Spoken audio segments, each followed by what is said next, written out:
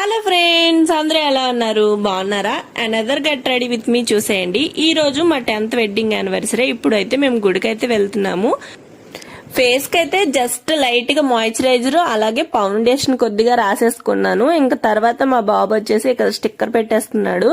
తర్వాత hair style కి వచ్చేసి ఈ రోజు సైడ్ పఫ్ వేసేసుకుంటున్నాను. సింపుల్ గా అయిపోతుంది అనమాట. సైడ్ ఇలా పాపిడి తీసేసి కొద్దిగా లూజ్ గా ట్విస్ట్ చేసుకోవాలి లోపల సైడ్ కి. తర్వాత టిక్ టిక్ క్లిప్స్ ఉంటాయి కదా, దాంతో అయితే సెక్యూర్ చేసేసుకోవడమే. అండ్ సెకండ్ సైడ్ కూడా సేమ్ ప్రాసెస్ అనమాట. ఇంకా సేమ్ ఇలానే వేసేసుకోవాలి.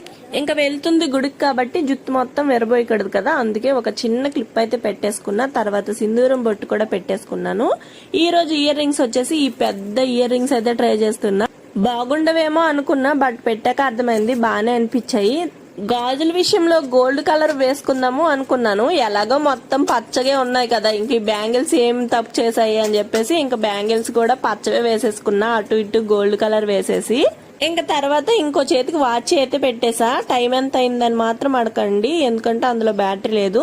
మా హస్బెండ్ గారి హెల్ప్ తో ఈ బ్లాక్ బీడ్స్ కూడా పెట్టుకుని కొద్దిగా లిప్ గ్లోవ్స్ కూడా పెట్టుకున్నా.